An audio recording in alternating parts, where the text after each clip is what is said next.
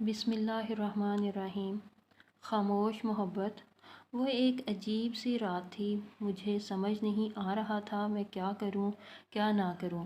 शादी की पहली रात थी और दुल्हन बनी बैठी मेरी बीवी ने कहा कि ख़बरदार मुझे हाथ मत लगाना, मैं किसी और से मोहब्बत करती हूं। ये ज़बरदस्ती की शादी हुई है और याद रखो, तुम कुछ भी कर लो, मेरी मोहब्बत ना हासिल कर पाओगे, ना मैं तुम्हें चाहूँगी। उसकी आंखों में आंसू थे। मैं हैरानों परेशान पागलों की तरह उसे देखने लगा और सोचने लगा कि ये क्या हो गया है। जब कुछ समझ न आया तो उठा और वज़ू किया और नमाज के लिए चला गया और अपने अल्लाह से ज़िक्र किया कि या रब्बा, ये कैसा इम्तिहान है। मुझे डर था, बहुत ज़्यादा डर, मुआशरे का डर, ख़ानदान वालों का डर। मैं एक मिडिल क्लास फैमिली से ताल्लुक़ रखता हूँ और ऐसी ऊंच नीच पर हमारे यहाँ इज़्ज़त का जुलूस निकल जाता। मुख्तलिफ़ सोचें आ जा रही थीं कि अगर ये सुबह घर गई और वापस ना आई तो मेरी इज़्ज़त का क्या होगा। क्या पता ये अपने घर में ये ही ना कह दे कि ये नामर्द है, इससे शादी ख़त्म करवाओ। एक बार तो सोचा कि ज़बरदस्ती करता हूँ, गुनाह नहीं, मेरे निकाह में है, मगर मेरा दिल नहीं माना। मैंने उससे बात करना चाही, मगर मुझे गवारा न हुआ कि मैं इस औरत की मिन्नत करूँ जिसने मुझे यूं ठुकरा दिया। अल्लाह ताला से शिकवे शिकायतें करता करता सो गया। अगर इसे किसी और से मोहब्बत थी तो निकाह के लिए हाँ ही ना करती, या मुझे ही बता देती, मैं इससे खुद रिश्ता ख़त्म कर देता। बात शादी तक बढ़ती ही ना, मेरी ज़िंदगी बर्बाद तो ना होती। मैं मुतवसत तबके से ताल्लुक़ रखने वाला आदमी शादी पर सारी जमा पूंजी लगा चुका था। खैर, सुबह वो अपने घर चली गई, कोई बात नहीं हुई। 3 दिन तक कोई हलचल नहीं हुई। 3 दिन बाद उसकी अम्मी की कॉल आई कि बेटा तुम आए नहीं अपनी दुल्हन को लेने, तो मैं लेने चला गया। मैंने वहाँ भी कोई बात नहीं की, हम वापस घर आ गए।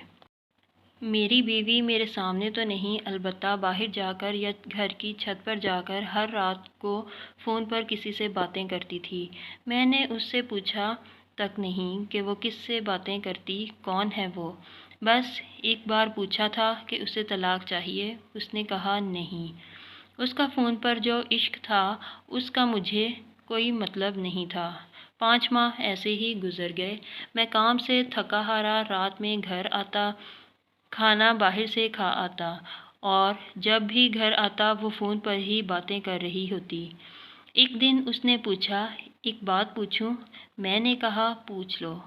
उसने कहा, क्या आपको मुझे देखकर तलब नहीं होती?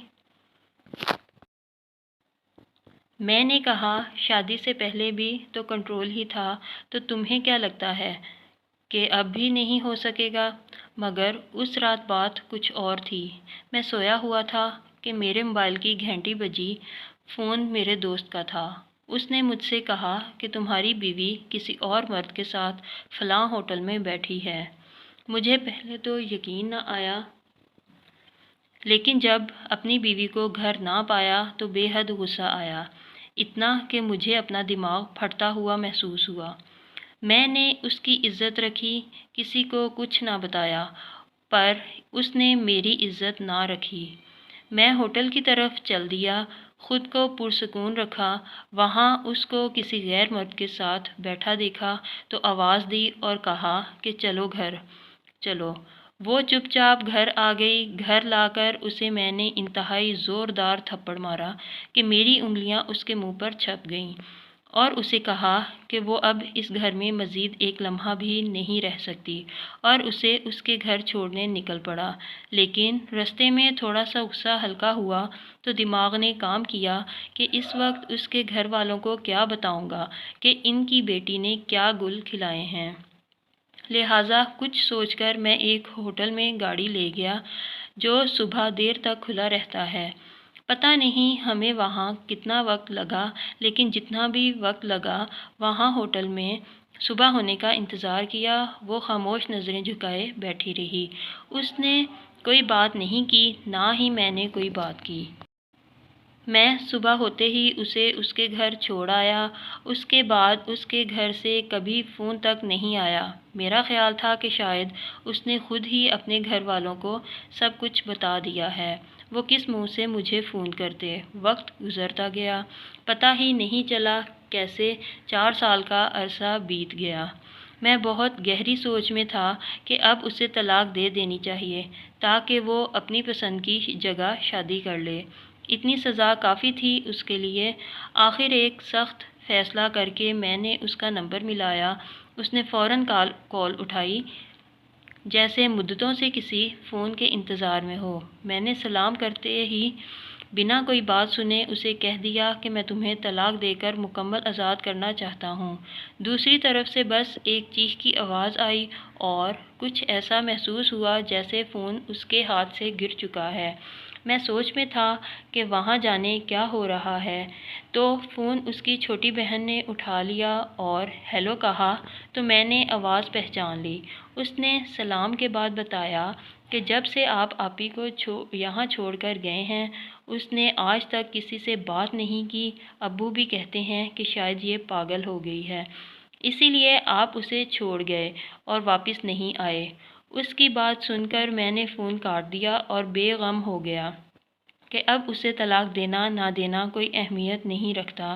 وقت مزید رفتار سے گزرتا گیا، میں نے بھی دوسری شادی کر لی اور اللہ نے ایک پیارا سا بیٹا بھی دے دیا۔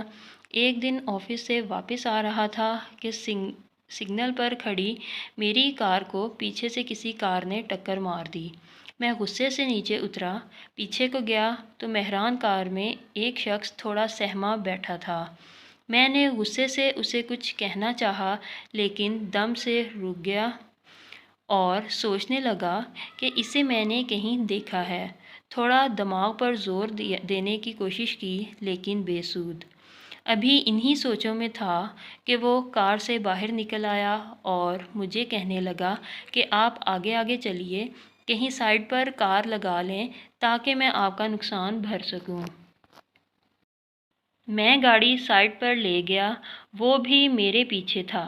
میں نے گاڑی روکی، وہ بھی آ گیا اور مجھے پہچانتے ہوئے میری پہلی بیوی کو بھابھی کہہ کر اس کا احوال پوچھنے لگا۔ مجھے جھٹکا سا لگا اور سب کچھ یاد آنے لگا۔ یہ وہی شخص تھا جس کے ساتھ میں نے اپنی بیوی کو ہوٹل میں پکڑا تھا۔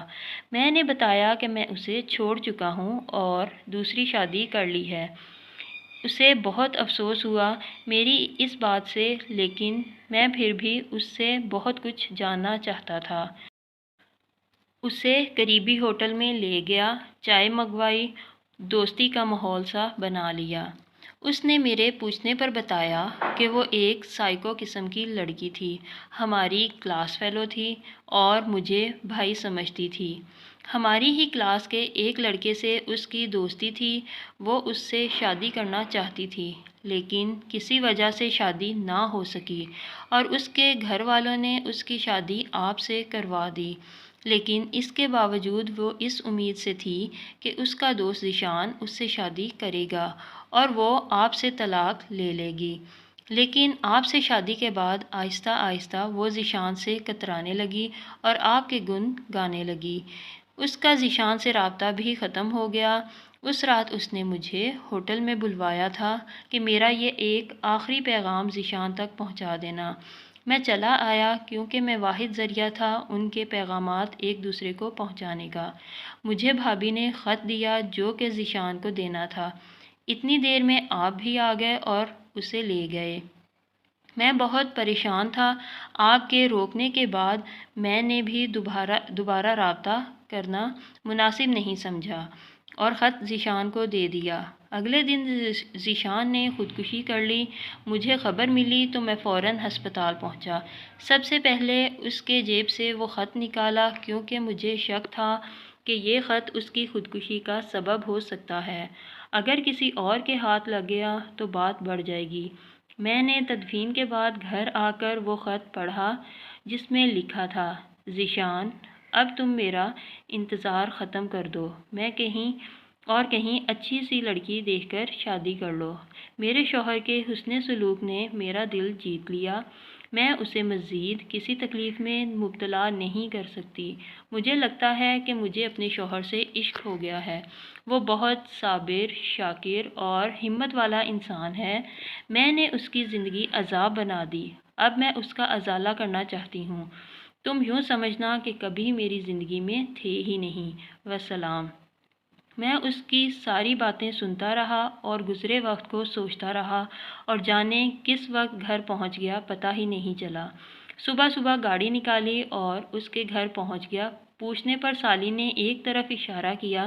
میں نے وہاں دیکھا تو زمین پر بکھرے بال، گندے کپڑے، ایسا لگتا تھا کئی دنوں سے اپنا چہرہ تک نہیں دھویا۔ اس نے پاگلوں کی طرح زمین پر لکیریں مار رہی تھی۔ اس کے ہاتھ میں تنکا تھا۔ شاید میں قریب چلا گیا، دیکھا تو زمین پر میرا نام لکھتی اور مٹا دیتی، پھر لکھتی اور پھر مٹا دیتی۔ میں نے اٹھانا چاہا تو پھوٹ پھوٹ کر چیخیں مار مار کر رونے لگی۔ وہ مجھے پہچان گئی تھی اور سب کچھ سمجھ رہی تھی۔ وہ پاگل نہیں تھی، لیکن سب اسے پاگل ہی کہہ رہے تھے۔ میں نے اسے اٹھایا، سہارا دیتے ہوئے گاڑی تک لایا اور گاڑی میں بٹھا لیا اور سیدھا گھر لے گیا۔ میری بیوی نے دیکھا تو وہ اور پریشان ہو گئی کہ میں کسی فقیرنی کو اٹھا لایا ہوں۔ میں نے اسے کہا کہ تمہیں بعد میں ساری بات سمجھاتا ہوں۔ اسے نئے کپڑے دیے اور کہا نہا کر کپڑے تبدیل کرو، تم سے کچھ باتیں کرنی ہیں۔ وہ نہا کر آئی، وہی پرانی دلہن جسے آج تک کسی نے چھوا تک نہیں تھا۔ کچھ کہنا چاہتی تھی مگر اس کے ہونٹ کانپ رہے تھے۔ مجھے دیکھنا چاہتی تھی مگر آنکھیں جھکی ہوئی تھیں۔ میں خود ہی کہنے لگا کہ خدا کی قسم میں تمہاری پاک دامنی کی گواہی دیتا ہوں اور تمہیں معاف کرتا ہوں، تم بھی مجھے معاف کر دو۔ وہ پھر سے زمین پر بیٹھ گئی اور پھوٹ پھوٹ کر رونے لگی۔ میں نے سہارا دیا، کمرے تک لے گیا۔ اسے کہا کہ تم واقعی ہی پاگل ہو، سب سچ ہی تو کہتے ہیں کہ یہ پاگل ہے۔ دیکھو نا پاگل، جب میں تمہیں گھر چھوڑنے جا رہا تھا، ہم 4 گھنٹے ہوٹل میں ٹھہرے رہے، تم مجھے بتا دیتی کہ سچ کیا ہے۔ تم نے مجھے کچھ بتایا ہی نہیں۔ وہ یہ کہتی ہوئی پھر رو دی کہ میں بتانا چاہتی تھی لیکن مجھے پتہ تھا کہ میرا یقین کوئی نہیں کرے گا، اس لیے خاموش تھی۔